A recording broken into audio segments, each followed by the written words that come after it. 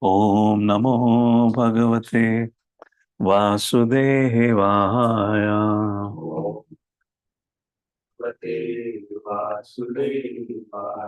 Om Namo Bhagavate Vasudevaya.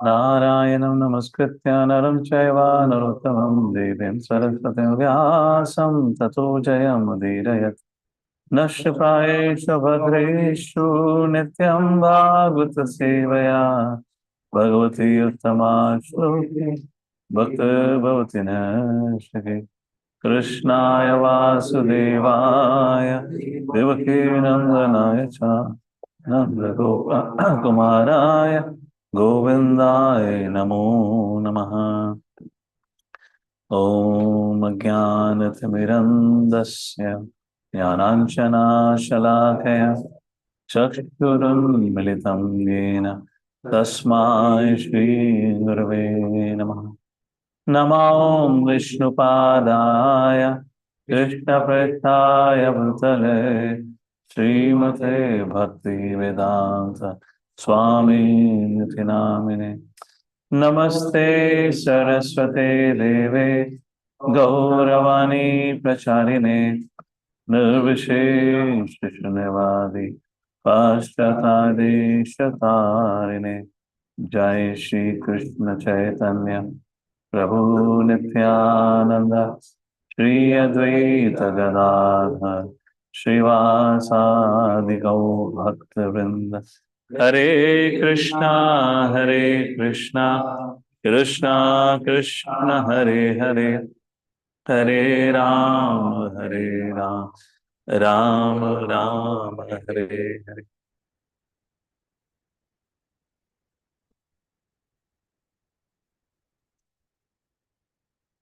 Hare Krishna. So welcome everyone to our Bhagavat Life program. We're reading from Canto 4.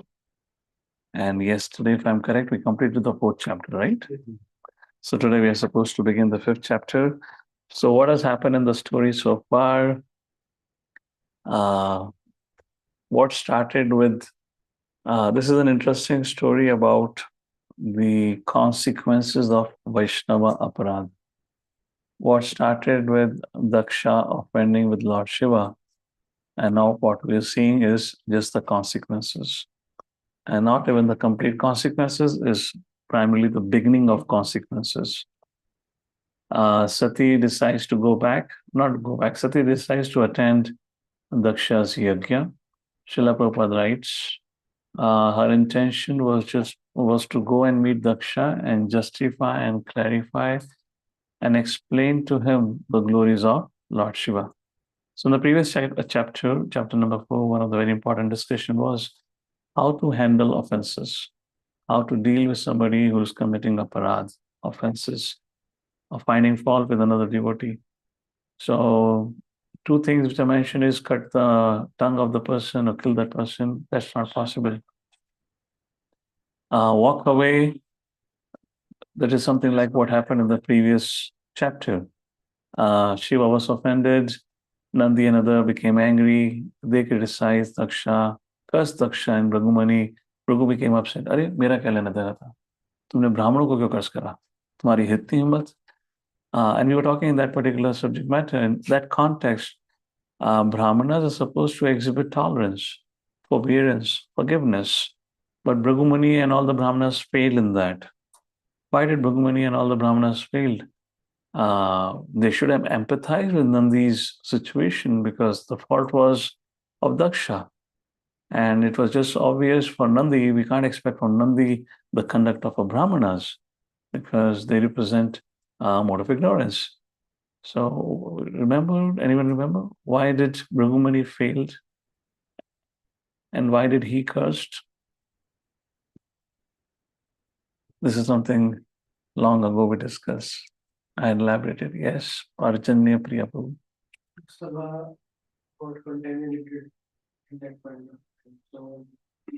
Explain. I mean, you're in the right direction. If you can then explain that, everyone will understand. So Prajanya Priyapu is saying because have we set up the second camera? Okay. What we can do, get my mic system is in my room. Anyone has to speak, they can speak from there. You just have to connect the connector to the mobile. That'll be audible. So Prajanya is saying that the environment, the forum had become contaminated. What does it mean? How it became contaminated, and what it had to do with Bhagumani? Started with Mayapur. Then Nandi got angry, so the environment became heated up. Okay. You got a concept, but you're not able to express it. Okay, anyone else want to explain it? He's close to it. So the idea is the energy. We are energy, and we create energy. We vibrate. The kind of energy which in modern days is called as positive and negative. The kind of energy we create, it affects the ether around. And the nature of fault finding is such, it drags everyone's consciousness immediately. Have you ever had an experience where somebody is talking to you and is sharing the faults of another person? And apparently you had never seen those faults. But the moment you heard the faults, you also began to think, huh, itna gira hua hai wo? Yes or no? How many of you had that experience? So immediately the consciousness is dragged down. It's a very important point. So as a devotee, we carry a very important responsibility. Are we raising the consciousness or are we dragging down the consciousness? This is what that contextual incident means. So Daksha here explicitly spoke ill words towards Lord Shiva, because of which the consciousness of the whole sacrifice was brought down. And so much so, Bhragumani had got contaminated, and he also forgot about his Brahminical culture, how he should. If that's not getting set up, leave it. I don't experiment. You guys settle down. Everyone is getting disturbed. Come and settle down. 2 minutes में बैठ जाओ, बाद में कर लेंगे. It's okay. Just sit down and pay attention. You can scoop in. Come in front of the camera. Move in. Okay. So what was I saying? Yeah, so that was a thing that began with, and Bhagumani also got affected because of that. So the point I'm trying to share here is, again, this is 2025. Some of us would be doing some exercise in terms of how do I really want to spend my 25? What improvements do I want to bring in myself and in my community around? So I'm just from that perspective, I'm sharing some pointers. So as a Vaishnava, we carry a very important responsibility. We are expected to raise consciousness of people around us by our conversation, not drag their consciousness. So that's what we saw from Daksha. He forgot about his responsibility and he brought down everyone's consciousness so much so Bhagumani Brahmanas, they forgot. And when Nandi cursed, Bhagumani became so upset and angry, he counter-cursed like that. So that's the whole thing that happened, and that's how it started with our Vaishnava Prad. Then Mother Sati came, she wanted to clarify and emphasize to Daksha, you're hating a wrong person. Nobody can be envious of Shiva. Shiva means auspicious. The two syllables means like that. So that was a point which happened. And when she saw Daksha is unmoved, unaffected, is still adamant with whatever he's thinking about it, then she became very upset and she said, there's no point of me having a body which gives me an identification with you. I cannot tolerate that. I'm commonly known by the name of Dakshayani. So, Lord Shiva sometimes called me like Dakshayani. So I cannot tolerate that, my relationship with you. She sat down and ignited the fire element and burnt to ashes. Everyone in the assembly is shocked. What happened? Nobody had expected that. And seeing this, the followers of Lord Shiva who had accompanied Mother Sati, they were also aghast. They didn't expect such a kind of behavior. So they didn't know what to do. And you can imagine what a state of confusion. How do we go back? I mean, how do we go back? And Lord Shiva asked, where is Sati? What do we say? How do we say? So they decided to attack, expecting this response from the followers of Lord Shiva.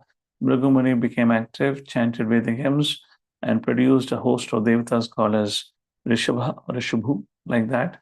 They came out, the fight began, and they chased away all the followers of Lord Shiva from the sacrifice. Now starts chapter 5. So it's a small chapter. I'll not go much in detail.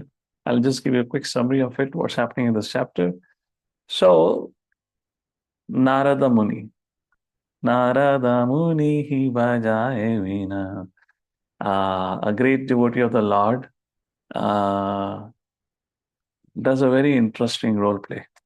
Interestingly, in Daksha's sacrifice, there's no reference to Narada Muni being present. Neither he had to do anything with that sacrifice, or neither he was party to the all that happened. It doesn't appear to be that he was even present when Sati committed suicide, where there's no mention of it. However, it was Narada Muni who went to Lord Shiva and said, Shiva Shambhu, अकेले नजर आ रहे हो आज? आपकी पत्नी का है अर्धांगिनी. And Lord Shiva said, well, she has gone to her parents' house, enjoying the vacation. And Narada Muni said, so are you sure she's doing okay? Yes, yes, my followers are there taking care of her. What happened? No, just wanted to call her up and find out how she's doing. Check on her well-being and everything. Lord Shiva became doubtful. You got to, it looks like there's something serious here. What are you up to? I'm just joking. I'm just adding to the details here. It's not like that. Now they came to Lord Shiva, to Mount Kailash, one of the most opulent places in this creation. And he came and gave the sad news to Lord Shiva. Hey, Shiva Shambhu, your Adhangi is no more. Because of the offenses of Daksha, she quitted her body. And Lord Shiva became so angry. So I've already compared Lord Shiva's reaction to Daksha's foul words to Sukdev Goswami's reaction to those villagers who were cursing Sukdev Goswami in one of the session. This is Srila Jiva Goswami. He brings about this in his Sandarbhas, this comparison. And he says, Sukdev Goswami was not affected, whereas Lord Shiva got affected. He was a little hurt by the unkind words spoken by Daksha. Jiva Goswami says, well, because Lord Shiva is a predominating deity of more of ignorance, so he do have some contact. So he do get affected. And you see that role play now in action. He became so mad, so angry. He jumped. He was sitting underneath a banyan tree in his samadhi. The moment Narada Muni came, gave the news, he jumped from his place and he began to laugh like a madman. And while doing that kind of a thing, he plucked the hair from his head, and that hair was blazing like fire. Chingari nikalti hai na? You can imagine, like this fire sparks were coming from that thread or from that hair, while he was laughing out loudly like a crazy man, and he threw that hair onto the ground, and from there manifested a huge demon by the name of Veerbhadra. With his folded hands, he said, my dear master, what can I do? And Lord Shiva, who was laughing until now, became grave. And when a grave tone, he said, go to the sacrifice of Daksha, kill Daksha, and kill everyone assembled there. And like this Veerbhadra began to walk along with the soldiers of Lord Shiva's party towards Daksha's sacrifice. Interestingly, something happens in the meantime. When Sati committed suicide, Daksha was totally unmoved. So hard-hearted he became. For him, Sati was already dead. So he did not move anything, he didn't move nothing. And interestingly, Sati committed suicide. Looks like there was not much hue and cry. They continued the sacrifice. And the sacrifice continued. Now, Daksha was married to, who was Daksha's wife? If anyone remembers. So, Swayambhuva Manu had 3 daughters, Akuti, Dehuti, and Prasuti. So Prasuti was married to Daksha. Like that. And Prasuti saw this. So what happened? There's a whole sacrifice is going on, and there's a dust storm with a lot of noise, hue and cry is coming towards the sacrifice or sacrificial arena. And Prasuti became alert, and she saw that and she understood the end of Daksha has come because of what all he has committed. Committed aparadh to Lord Shiva, committed aparadh towards Sati. He could have protected Sati. Sati committed self-immolated herself right in front of Daksha. He could have, but he did not. His end has come. And everyone become alerted. And so much so, Daksha, who was unmoved, unfazed when Sati committed suicide, here it is mentioned, he was also afraid. And that's how this chapter goes about, talking about how Veerbhadra attacked the yajna, sacrifice, and those details are mentioned into it. Bhrigumuni, who had cursed not Lord Shiva, but the followers of Lord Shiva, Veerbhadra caught hold of him and pulled out his mustache, caught hold of Pusha and many other individuals, and finally either breaking the teeth of somebody, pulling out the mustache of somebody, or destroying the whole yajna sacrifice, sacrificial arena. Finally, got hold of Daksha, sat on the chest of Daksha. Daksha is on the ground. Veerbhadra is sitting on top of Daksha, and Veerbhadra, with a sharp weapon, is trying to cut the head of Daksha, but nothing is happening. So powerful Daksha was. So powerful. Just like you in the sixth canto will read about Vritrasur. Indra was trying to cut the head of Vritrasur, nothing was happening. Like that, Veerbhadra tried and tried. He used sharp weapons, nothing happened.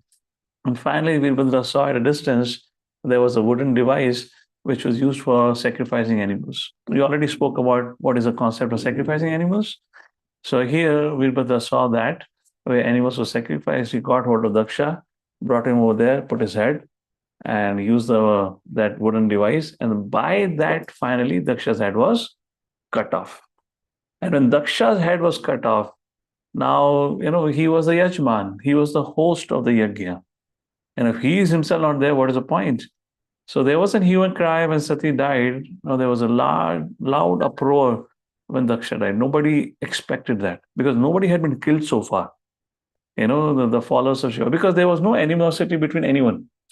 The enmity was towards Daksha. Okay, Bhrigumuni had cursed, but Bhrigumuni was not killed because he had not done something for which he had to be killed. Pusha had shown his teeth. He laughed when Daksha was speaking like that, so his teeth was broken.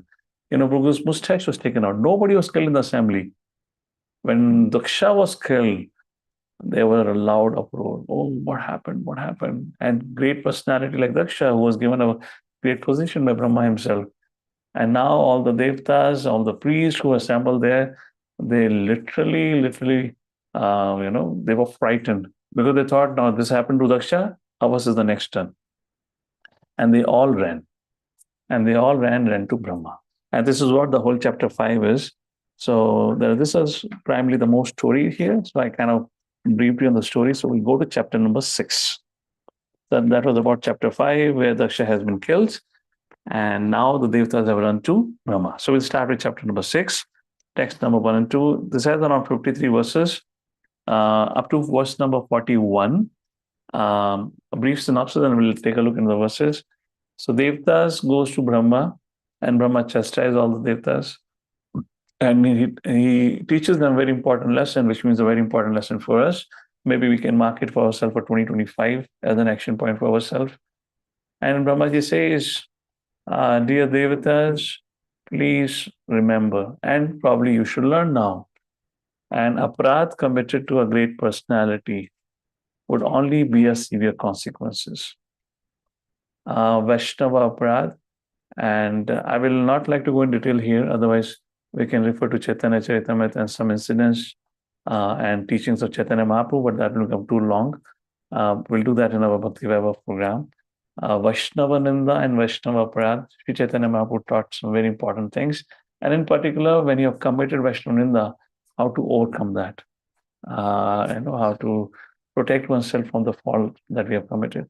So Brahmaji says, please make note, you have made a mistake now, next time do not do it. Do not commit an aparadh. And Brahmaji glorifies Lord Shiva. He says, Lord Shiva is so powerful, so powerful. If he wishes, he can destroy, right? Sitting at Kailash, he can destroy, burn all the planets along with his Prajapatis, along with his Ishta Devatas. Such is the power of Shiva. And you found nobody to mess around. You went and committed a aparadh with Lord Shiva. And after explaining all that, then Brahmaji said, well, Lord Shiva is also known by the name of Ashutosh. So all of us have heard the word Ashutosh, Santosh.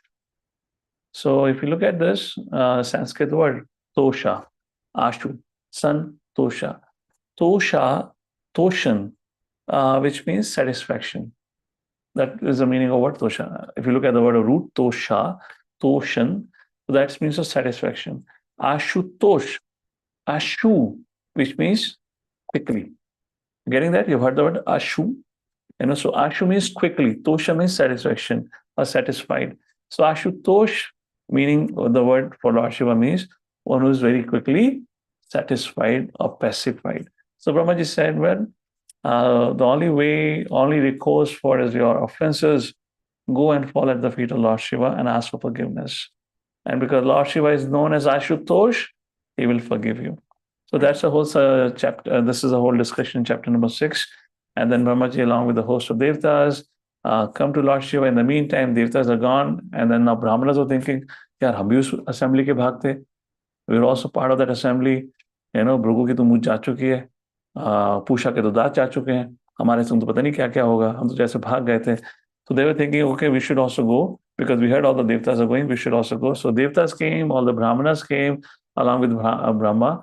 They all came to meet Lord Shiva. This is more or less precisely the discussion from text number 1 to text number 41. And then in the remaining 12 verses or 11 verses or 10 verses, then what did Lord Shiva see? How did Lord Shiva, being pacified by the prayers offered by these devtas, what did Lord Shiva say to all of them is described in the last 10 verses. That's a whole chapter like this. So let's take a look at it. There are some vital points towards Vaishnava Aparadh. We'll take a look at it.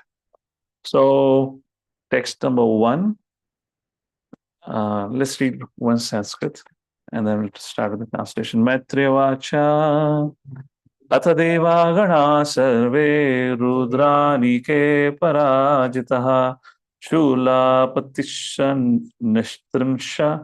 गदा परिघा मुदगर्हे संचिन्न भिन्न सर्वांगा सत्विक सभ्या भयाकुलः स्वयंभुवे नमस्कृत्या कृष्णेनेतं नैवेदयन्. All the priests and the members of the sacrificial assembly and devtas, having been defeated by the soldiers of Lord Shiva, injured by weapons like tridents and swords, approached Lord Brahma with great fear. After offering him obeisances, they began to speak in detail of all the events which had taken place. Both Lord Brahma, okay, now the thing, why did they approach Brahma? Because Brahmaji was not there. I already explained that in the second yajna which Daksha had performed. Not that he did not invited Lord Shiva. There's no direct reference to that if Lord Brahma was invited or not. So, but Lord Brahma was not present, that is mentioned. And this is what is mentioned in the next verse. The reason that our Acharya says why Brahma was not present, they don't say that Brahma was not invited. They say Brahma knew what's going to happen in the sacrifice. Brahma, he can see past, present, future as much as we are saved. So he knew, therefore he thought, I should not go there. So another very important lesson that we can learn for ourselves. We should be a little careful of, taking part in Asat Sabha. If in case we are aware it's going to be a conflicting zone, or in case if we are aware that in the past it was a conflict and there are going to be consequences in the next forum, unless you have a role to play where you can pacify the situation, don't become part of it. But unfortunately, we love becoming part of controversies. Yes or no? If there is any controversial subject to be discussed, by default, Nidra Devi doesn't descend on us. We are super active, super alert, and we are 5 minutes before the meeting starts. How many of you agree with this? This is how our mind functions, isn't it? But this is very dangerous, very dangerous. You have to be careful about this kind of a thing. And therefore, Brahmaji did not go there. So both Lord Brahma and Vishnu had already known that such events would occur in the sacrificial arena of Daksha, and knowing beforehand, they did not go to the sacrifice. When Lord Brahma heard everything from the Devatas and the members who had attended the sacrifice, he replied, and this is what he said, you cannot be happy in executing a sacrifice if you blaspheme a great personality and thereby offend his lotus feet. You cannot have happiness in that way. Srila Jiva Goswami, while speaking on the subject matter in his Sandarbhas,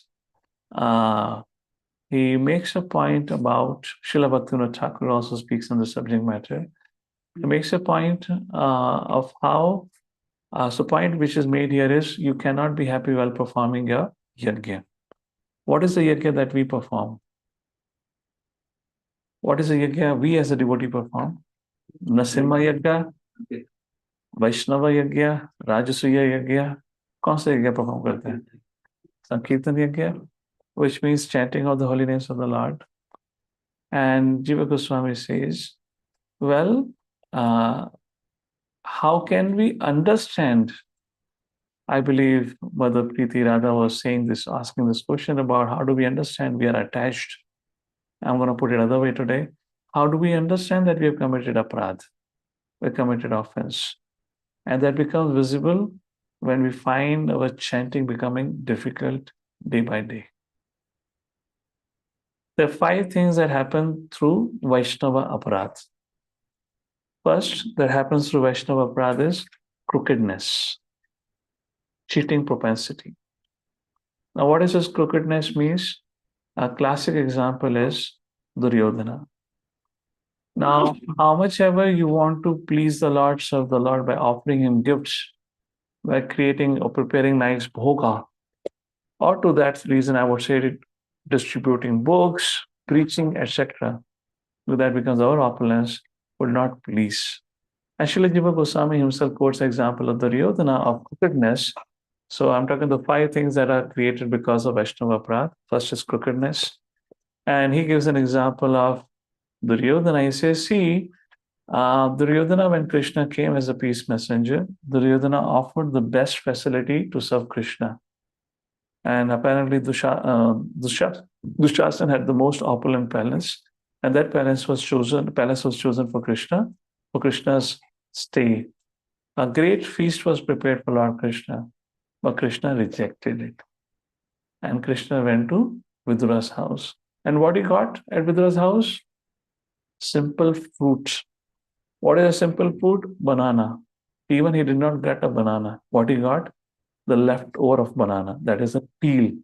And Krishna happily accepted it. So Srila Jiva Goswami, while making this point, or while discussing this case, he makes a point. So we cannot please Krishna if we are offending devotees. Okay, that's already known. Coming to the point, how do we understand we have offended devotees? So our yajna, whatever we do, will not be satisfied. And we will develop 5 qualities. One is crookedness. And the example of crookedness is Duryodhana. That's the point about it. Let's refer to other qualities which we develop. Second is faithlessness. The devotee will begin to have doubt. Now, it's not that suddenly it happens suddenly. Oh, why am I chanting? Oh, is Radha Krishna Supreme Personality God or not? No, it happens very subtly, where the doubt will begin to manifest. We are doing this service to the deities every day. Really, is it really true? It really works? I'm chanting the holy names of the Lord. Am I really getting purified? I'm reading the scriptures. Really, is anything happening? And there's so many things which are said in scriptures at times, which is very difficult to comprehend. And then doubt on the association of Vaishnavas. And slowly, this faithlessness would distract us. And we'll begin to find solace and shelter in material objects and material relationships. So it's very interesting. His Holiness Bhakti Vigyan Goswami Maharaj often says, Bhakti is a science. Very nice. Bhakti is a science, which means if anything is happening, there got to be a cause for it. And if we do in a certain manner, it's going to produce a consequence for it. Either a good consequence or a bad consequence. So here right now, because the subject matter is about Vaishnava Ninda, so that regard we're talking about. The first thing the Vaishnava aparadh produces is crookedness, deceit, cheating propensity. Example is Duryodhana. Now, when you got that cheating mentality, how much ever you want to bribe Krishna by serving him in whatever capacity, Krishna would not be pleased, as we understand from Duryodhana's example. Second is faithlessness. Will begin to have doubt, will begin to have doubts towards one's own guru, towards Srila Prabhupada, deities and Vaishnavas. Third, will begin to develop attachment to things that destroys our faith. In other words, our attraction to sense objects would begin to manifest again. Again, I'm intentionally speaking all this thing today. Today marks the first day of 2025. I've already highlighted to some of you in the last few days of our discussion that let's welcome 2025, where we reflect how we lived 2024, regret and repent on the mistakes that we committed, and reform for 2025. So therefore, I'm speaking on this point to help us frame. I believe I've informed everyone. Otherwise, to boys, I'm going to speak on Saturday morning. So we're going to do an exercise where we write a letter. Write a letter to our Guru Maharaj, to Srila Prabhupada and the Lordships. A letter which will include these elements. More details of it I'll share on Saturday morning with all of you. So what was I saying? The first is crookedness, second is faithlessness. The third result of offending a Vaishnava that happens is we begin to develop attachment to those things which destroy our faith in bhakti. That is the third thing, sense objects. Suddenly, out of the blue, you start watching a movie again. And the point of watching a movie is the moment you watch a movie, then you begin to develop all those desires, which you had given up at one point of time. Maybe you were a cricket lover before. Maybe you used to love playing a cricket, and suddenly you start watching cricket and enjoy cricket. Watching a highlight in here, that is okay. Or sitting and watching a whole match, that involves a serious absorption. Things like that. The fourth consequence of Vaishnava Aparad, Vaishnava Ninda is slackness in devotional life. We become lazy towards our devotional life. When it comes to devotional practice, we are disinterested. We don't find interest in it. And we are very good with giving excuses. We become very good in giving excuses. That is slackness. And the fifth, although we don't have anything, but we become proud of our devotional life or practice. This is how Maya works. Although we may not have any good devotional practice, but Maya would make us feel we're good in something, and we become proud, and then we compare and we further belittle other devotees like that. This is the point about, this is what happens through Vaishnava Ninda. Text number 5. You have excluded Lord Shiva from taking part in the sacrificial results, and therefore you're all offenders at his lotus feet. Still, if you go without mental reservations and surrender unto him and fall down at his lotus feet, he will be very pleased. So, etiquette is very important. So here, why Sati was upset, if you take a look at it, I don't know how much you're able to capture the story here. Sati was upset because there was a seat for everyone reserved, but there was no seat reserved for Lord Shiva because he was supposed to be party of the yajna. Imagine similarly, we have organized a program and a senior walks in. I do remember we had one festival in this, where the temple behind, and we are called a speaker. Can you tell that fellow a little? What was I saying? We had organized a festival in this temple that we had behind, Vitulji's temple. Everything was done very nicely, and I had invited a speaker. I invited a guest speaker, but our organizers had not thought about where the guest speaker will sit. And when I asked him, where is he going to sit? I sit. He'll sit here, he'll sit there, the seat.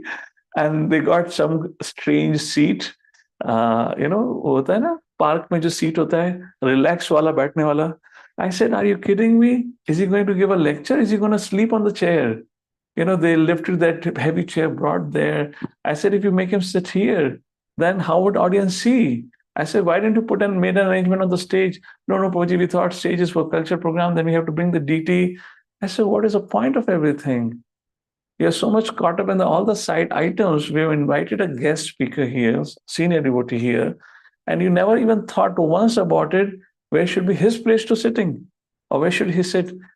I mean, can you imagine? And I mean, you would not know, but he was not happy with it. First we made him sit on that, and then it was so uncomfortable. I was feeling uneasy. I said, no, you got to change his seat. Then they brought a chair, and he's sitting underneath the stage. And behind the stage, then, we had those culture those days.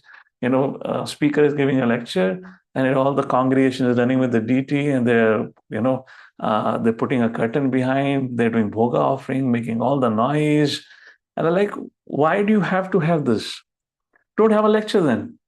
Why are you having the show of having a lecture, and then you're making all the noise? You all are busy in making ruckus about, kya bhoga lana hai, kya nahi lana hai. You get that insensitivity like this? So Sati was upset.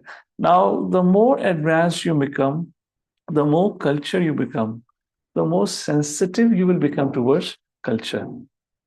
Therefore, it is very important to be careful about dealing with senior Vaishnavas. We just can't deal them in a casual way. Simple example. I'll give you an example of cleanliness. All of us have come from, those student PG, college PG. So, entirely tamaguna life.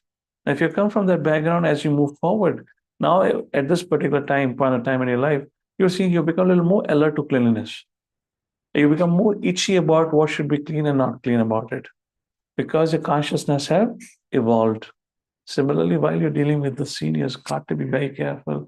We invited a senior, how to welcome a senior Vaishnava, what is a place for sitting for forget about that. Even our mundane programs, the karmis that organize a program, even they have a VIP seat reserved, isn't it? So these are some sensitivity which we need to have. We cannot be just, I'm a devotee of the Lord. It doesn't work like that. Etiquette. And this is why Sati became so upset. There was no place for Lord Shiva to sit, and not even an offering.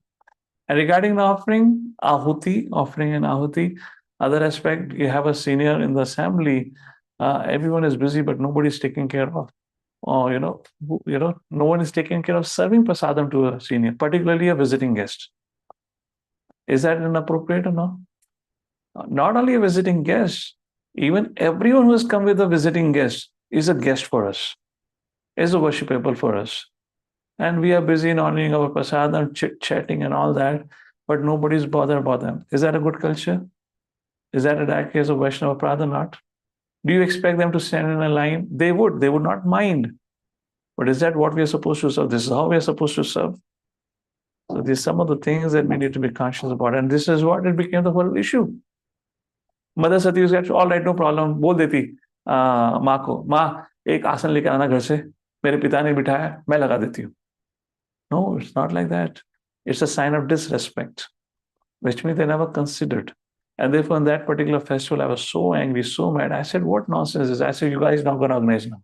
I will organize it because you don't have a basic sense. We have a visiting guest here.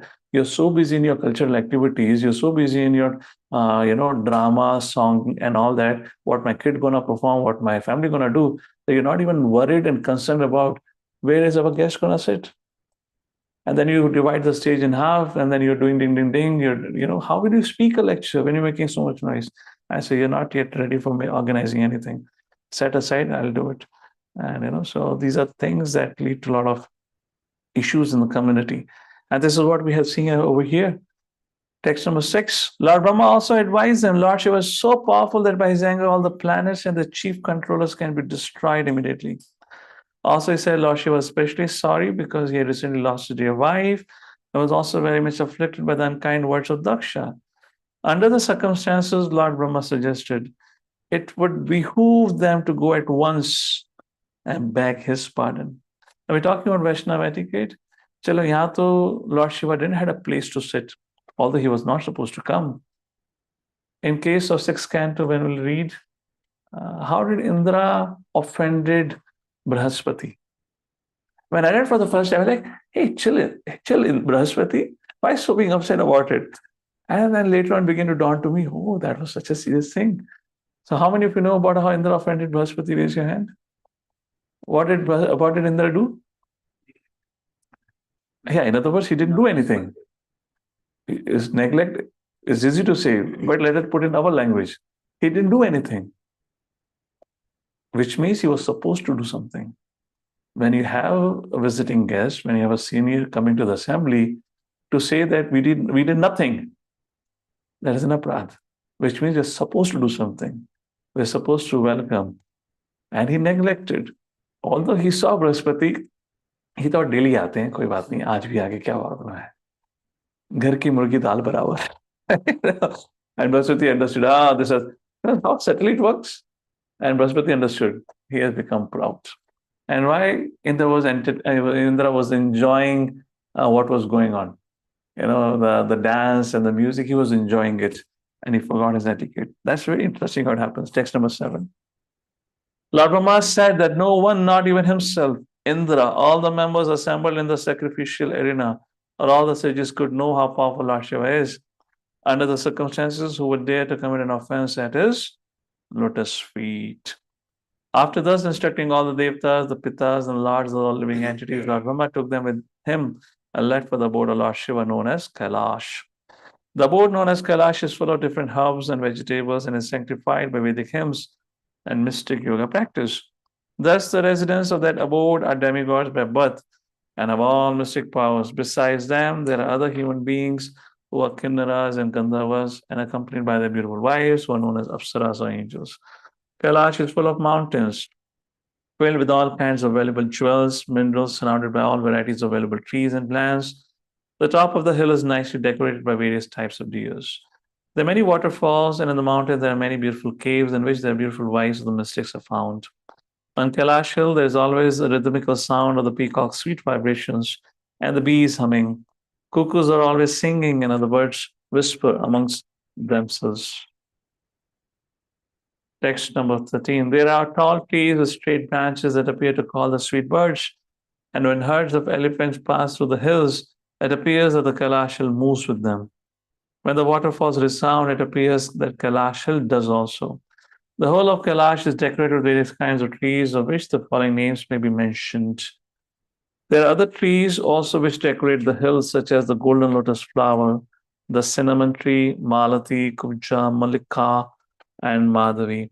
Kailash is also decorated with such trees as kata, jackfruit, julara, banyan trees, plakshas, nayagrodhas, and trees producing hing, asphodida.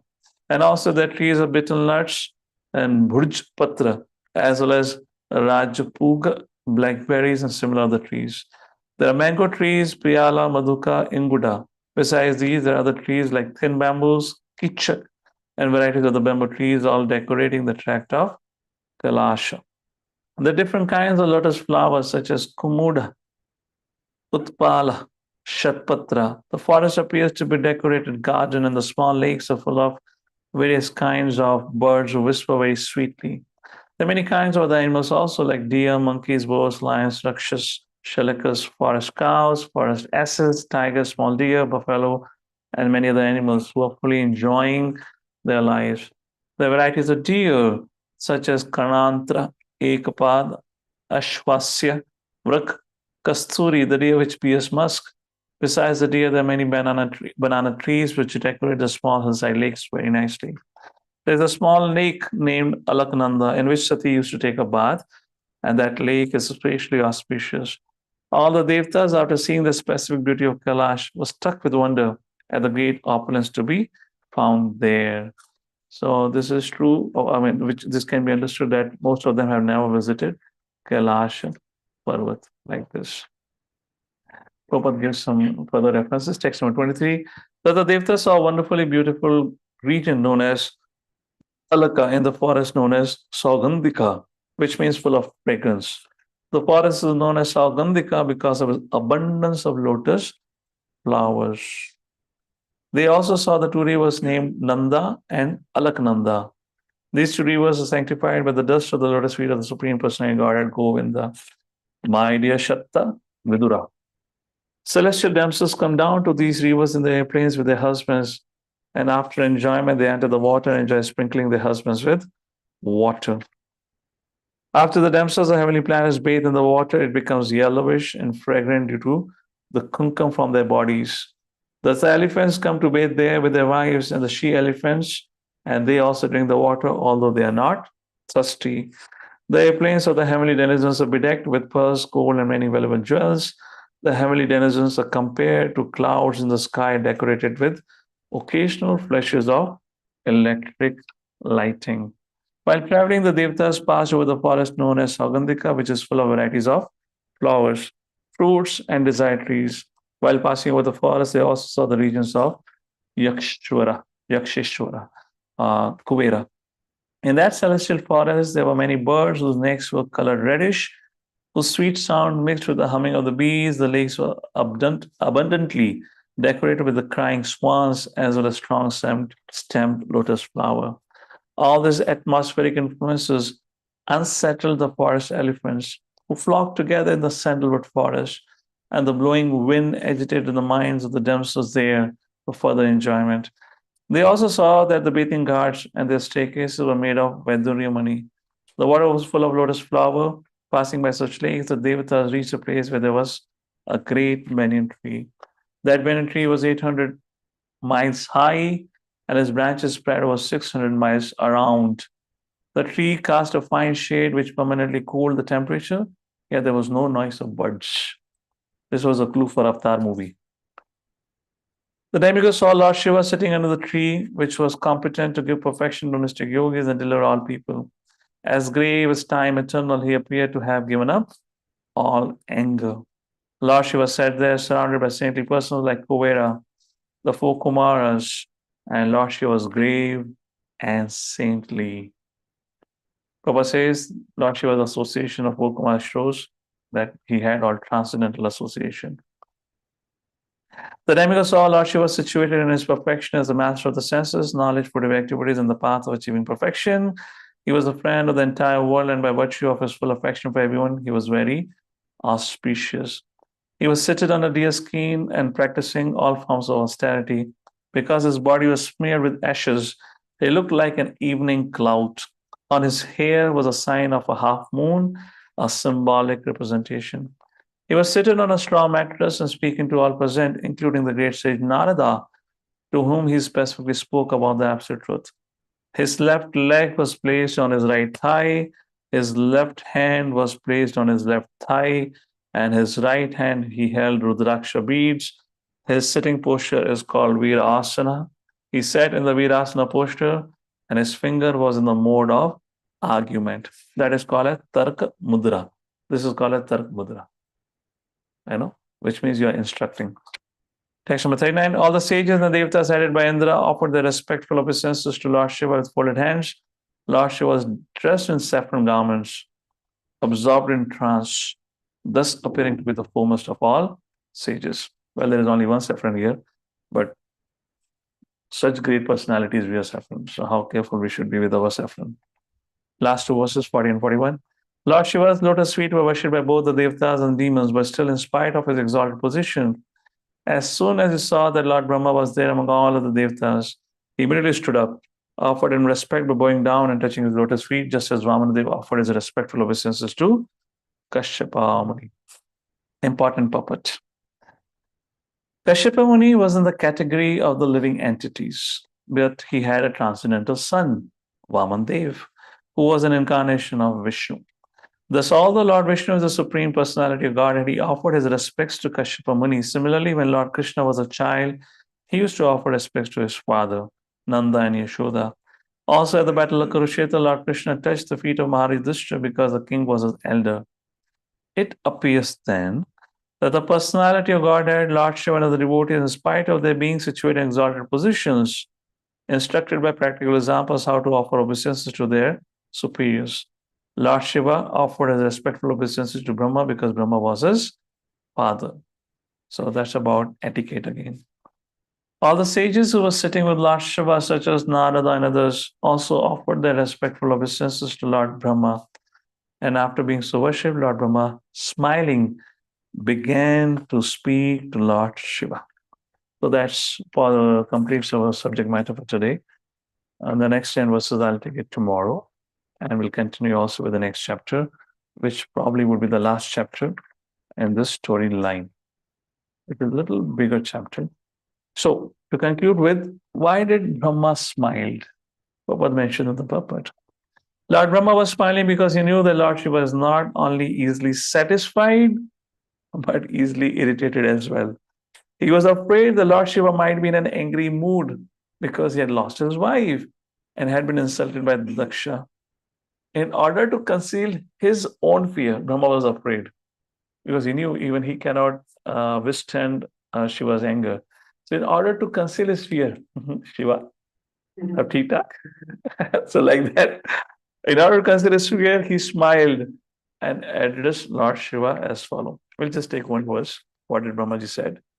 ब्रह्मवाचा जाने त्वामिशं विश्वस्य जगतो योनिबीजयोः शक्तः शिवस्य चापरम् यत्तद्ब्रह्मा निरन्तरम्. Lord Brahma said, my dear Lord Shiva, I know that you are the controller of the entire material manifestation, the combination, father and mother of the cosmic manifestation, and the supreme Brahman beyond the cosmic manifestation as well. I know you in that way. So now we'll see how Brahmaji will offer respect and words of praise to Lord Shiva, just to pacify him. And also, this is a standard way of dealing. So you'll see in Srimad Bhagavatam, whenever somebody would meet a senior, the first thing they would say is not the complaint. The first thing they would not say is what I want. You see that repeated. That's very fine culture, isn't it? The first thing is they would glorify. And glorification, not like our style of empty glorification. Kathan kuch, vachan kuch. Whenever we say something, we mean something. Saying something factual. Now what Brahma is saying is correct. Shivji, that was a glance. Shambhu was a glance of Vishnu. And through that Prakriti, and through that the creation happens. So what Brahmaji is saying is correct. So Brahmaji will speak the words of praise. And this is how we receive seniors. Another classic example is how did Yudhishthira receive Vidurji? Like that. So very interesting way. Although Shiva is Brahma's son, but in spiritual position, Lord Shiva is greater, and all on top of it, Brahmaji had come here with a purpose because Lord Shiva has been greatly aggrieved for two things: because of the loss of his wife, and second, because of the harsh words of Daksha. So before Brahma can present the Devatas to offer their obeisances and ask forgiveness, Brahmaji wanted to a little bit set a momentum with Lord Shiva. So like that. So with that, I'll pause here for today. Thank you for your kind attention. Jagadguru Srila Prabhupada ki Hare Krishna. Anyone has any comments or any question in today's discussion?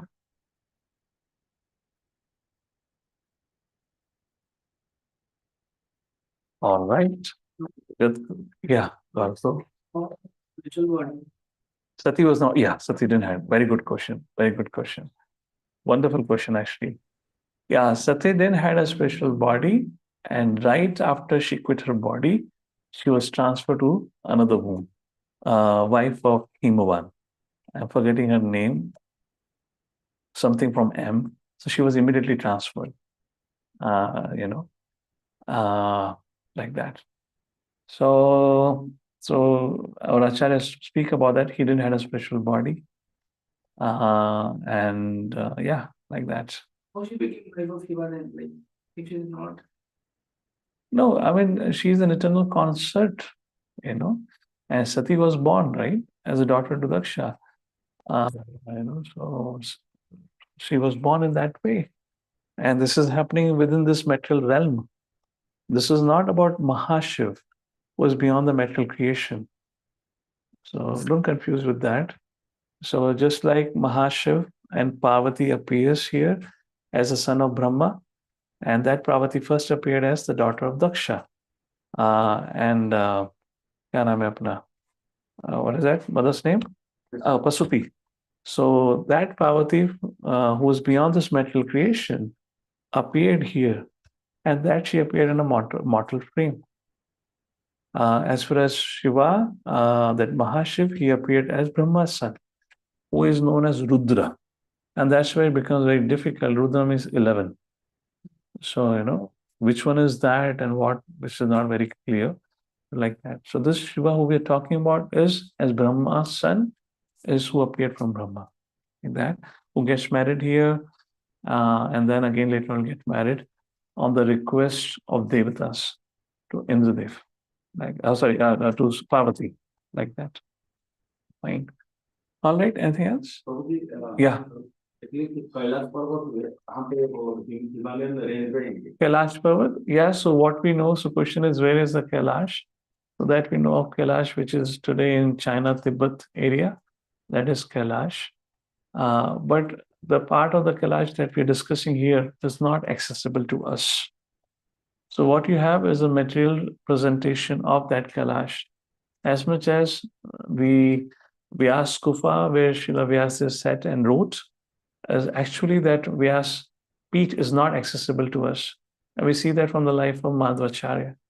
Madhvacharya being Hanumanji himself, he could access that and he could travel up above and he could access those areas which are not accessed to us. This subject matter will become more clear when we'll go into the 5th canto, when we'll read about the geography position of this universe. Then we'll get to see that some things are visible to us, but not other things are not visible to us. So how do we understand universe in that way? So just to help you understand, give an example, Bharat Varsh is a Varsha. Varsha refers to an island surrounded by water. And then it has been separated from another Varsh. There are 9 Varshas. It is separated from another Varsh by a high mountain range. But we don't see that mountain range. But it's not that, but we see Dhruva star, pole star, we see sun, we see moon. So some things are visible to us, but other things are not visible to us. And that subject matter can be understood with the fact. Therefore, we got to understand the 4 defects, imperfect, cheating propensity, tendency to make mistakes, tendency to be illusion.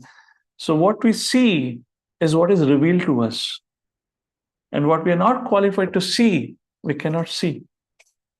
So it's not that I can decide to see. You can only see what right has been given to you. You cannot see everything like that. So that's the point. So yeah, the mountain, yes, there is at that mountain. But so problem with the modern society, modern education is seeing is believing. And therefore we as a Vaishnava at times struggle. So, but no, not like that. We got to understand that we have been provided with certain access.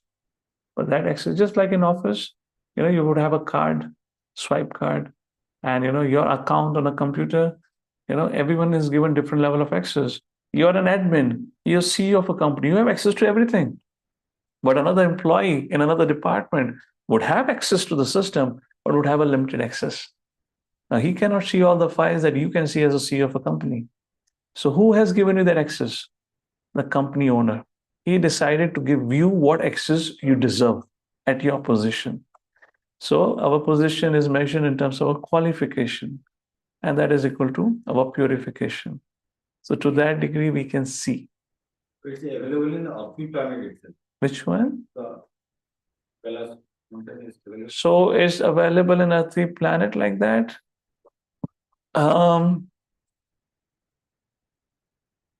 Well, it is there, but it is not limited to earthly planet.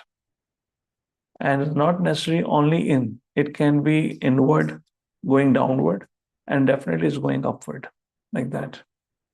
So like that. So it's not that it's part of earth, but it is, I don't know how do we put it and how do we see that, because our seeing is very limited. We perceive in a very different way like that. And a simple example of this seeing is when you're sitting in a train, when the train comes and halts at a station, and the other train comes and halts next to you. How many times have you got confused which train started moving? That is called as relative, right? That's what it is. Fifth canto will be fun. So I'll be quick with the fourth canto. I'll come to the fifth canto also. Thank you. Jagadu Srila Prabhupada ki. Blue Ridge. Somebody has something to say? Yes, Blue Ridge. Please go ahead. Hare Krishna, Prabhuji, Dhanna Pranam. Prabhuji, am I Yes. audible? Yes, audible. Prabhuji, what is the difference between Vaishnav Ninda and constructive criticism? I mean, should we criticize or should we constructively criticize devotees? Or how can we take criticism as a Vaishnava? I mean, so that we don't harbor hard feelings towards anyone. So your question have two parts, difference between Vaishnava Ninda and constructive criticism. Sounds very much MBA language. And the second part is, how do we take Ninda? How do we tolerate? Like Yes. that. Let's go with the first part. When it comes to constructive criticism, that sounds good in the professional line, but in the Vaishnava circle, unless you have an adhikar, we don't do that. Amongst the peers, you can do that to a certain degree. With juniors who accept you as a senior, you can do that. But with seniors, we should never do that. And if you have some concern about certain activity of a senior, then you can discuss with their senior. But not to speak about somebody else in their absence to somebody else. That is not allowed. Now, your question is, how do we accept Ninda? Accept Ninda as Lord Shiva accepted Ninda. He just walked away and maintained a distance from Daksha. Knowing that Daksha is envious, why do I associate very closely? Don't associate closely and don't think too much. Chant Hare Krishna and be happy. Lord Shiva didn't say anything. It was Sati who approached. Therefore, Lord Shiva spoke. Otherwise, Shiva was in Samadhi. So follow Lord Shiva's example. Don't take it so seriously. And then you find somebody is often doing that way. So if in case somehow is envious of you, maintain a healthy distance. Okay? Prabhuji, what I meant by accepting criticism or accepting Ninda was like if someone is criticizing us and they are Vaishnav, so we don't have to commit aparad towards them, right? So if let's say someone is criticizing me, so how do I accept it so that I don't criticize them back or I don't say something that? Okay. Yes, Prabhuji. How do we criticize? How do we accept? The three things you can do in that regard. First thing is hear it patiently if that's what is happening right on you, and see if there is any iota of truth. If there is an iota of truth, be grateful for that person because he has given you the opportunity to improve. That's the first thing you can do, accept. Second thing, if in case there is no iota of truth into it, then take it as a warning and reflect and learn from it that if I have to act like this, how it will disturb others. So take it as a warning so that in the future you do not do about it. And there is a third thing which you can do with that. First is accept and improve. If there is an iota, accept and improve the first and second. And the third thing is, if there is nothing you find as a truth, and then take it as a warning so that you don't do it in the future about it. All right? Hare Krishna. Thank you very much. Srila Prabhupada.